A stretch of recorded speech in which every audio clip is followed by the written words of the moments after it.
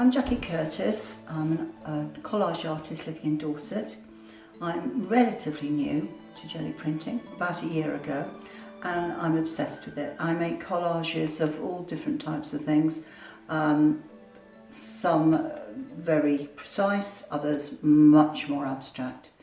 I belong to quite a number of online groups for collage and for jelly printing, and I find them a real inspiration.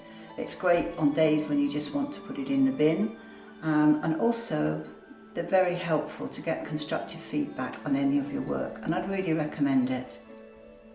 One of the things that keeps coming up in the comments and conversations on the sites is the same thing, that people find it very difficult to do transfers from a toner-based photocopy or a toner-based print.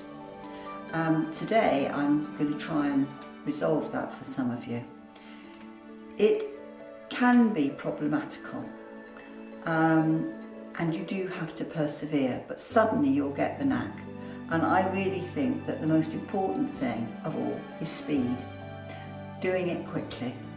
You also need to understand the science of it, that if you're going to do a resist print on a jelly plate from a laser print, what actually happens is you put a thin layer of paint on the plate, then you lay the laser print or photocopy on top of that. Where there is no laser print, where the paper is clean and white, it absorbs the paint from the plate. But where there is toner, where the printer has printed on the paper, it doesn't absorb, so it resists the ink. That's why it's called a resist print. And when you take it up, wherever the ink was against the toner of the print, that will remain on the plate, and it's that image that you're going to pick up. So let's do it really simply, and we'll start with a picture. Now this is just a simple print.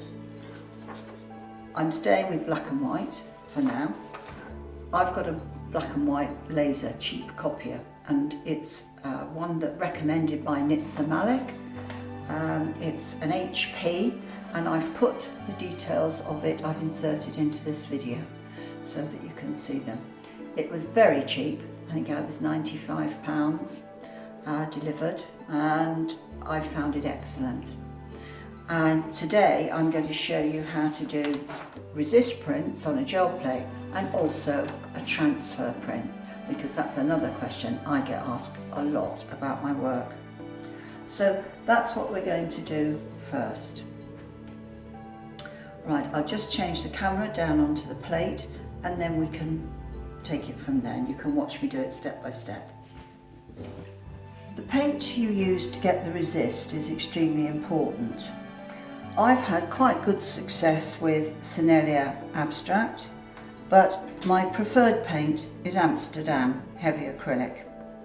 They're not expensive paints, and what we're going to do is, using our brayer, we're going to put a very thin layer of paint onto the plate.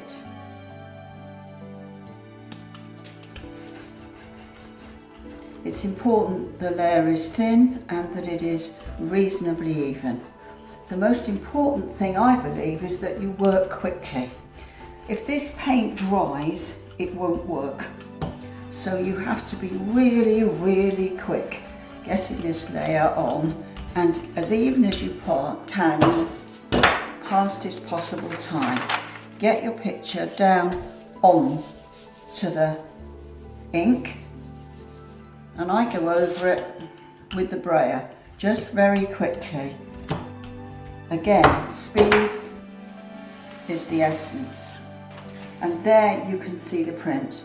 I've got a little bit of background paint on there. I'll try another one in a moment, but I'm going to let that dry for a few moments, and then I'll put some white on so that you can see it. And a bit of blue. It's nearly dry now already, and so just put a little bit of blue And again, you can use any paint to pick up. That's not as important.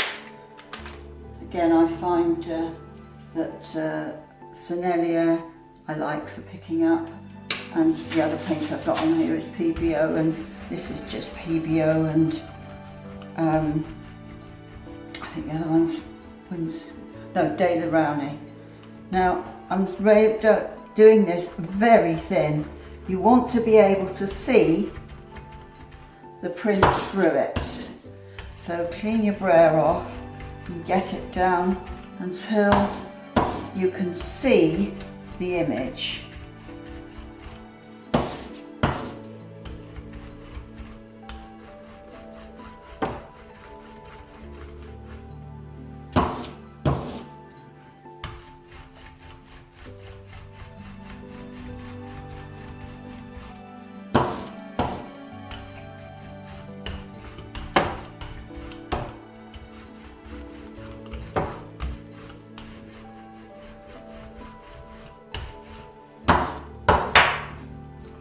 Use a piece of tissue, that side down, to pull it. I rub it hard with my fingers because that ink at the very bottom there is dry, that paint, the first layer.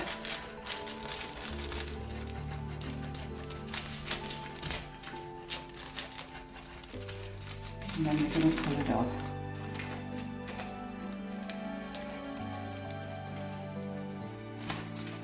Not my best work. Let's try another one.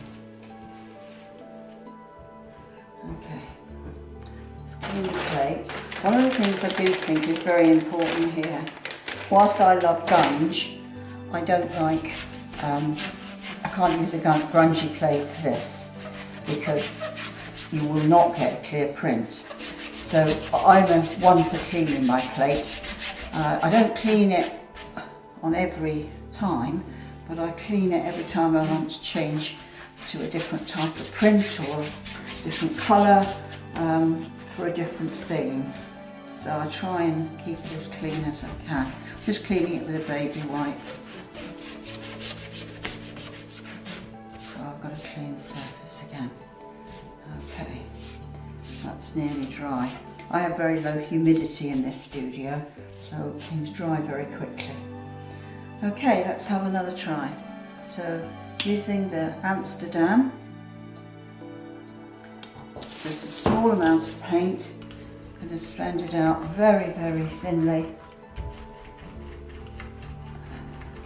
Any excess paint, I'm going to wipe off on a brayer.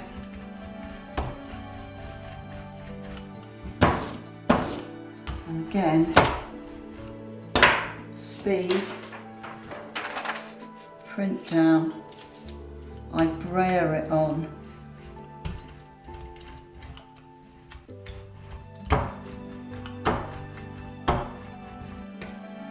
Get it off quickly, and there you can see our print. Really good one. I think they're a bit like pancakes. You know, the first one you make is never any good. So now I'm going to let that dry for a second. I think it's virtually dry. I'm just going to take this edge off here.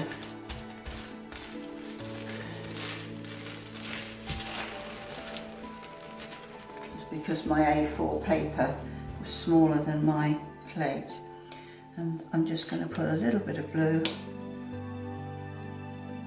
Again, tiny amount of paint and a little bit of white. The paint you use to take it off, I don't find is very important. I get my best with Sennelier Abstract taking it off, but I haven't got any white in that. So again, very thin.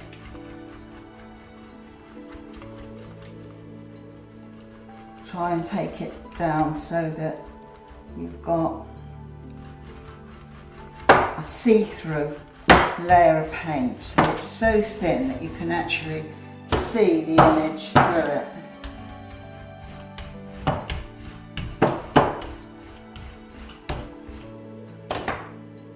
Again, this is carnival paper, which is what I use for making my collages. I like creases. I think they add to a lot. You get a lot in tissue. It's very hard to work in tissue without having some creases, but it's delightful when you take it off, because what happens is when you take the paper off, you get these wonderful magical white little lines through the work, which is really beautiful.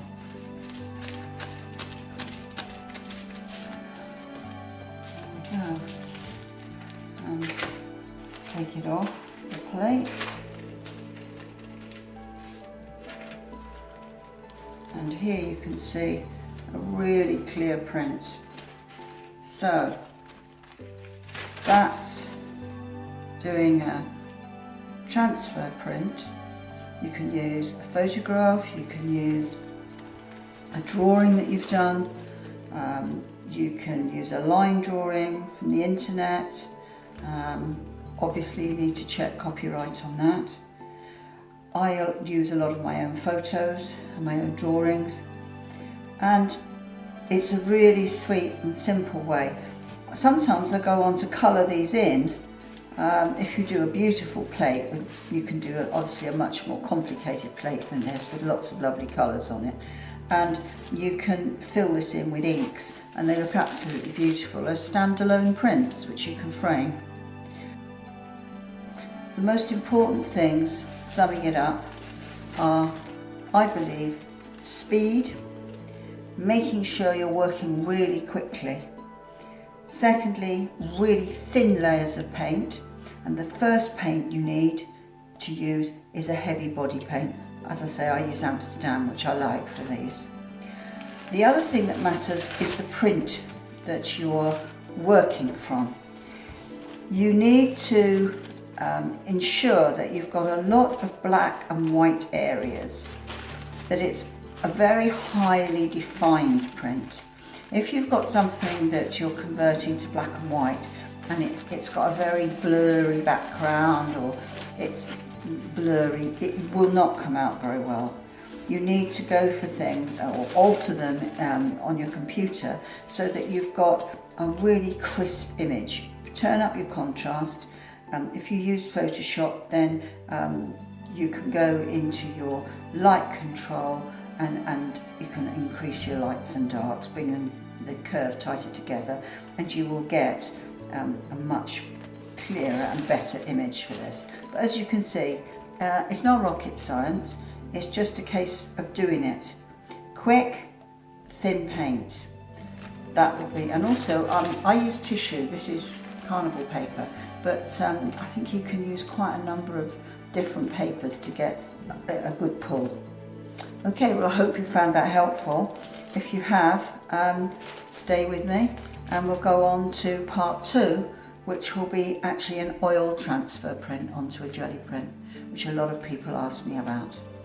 So if you like this, you found it useful, please click the like button and subscribe.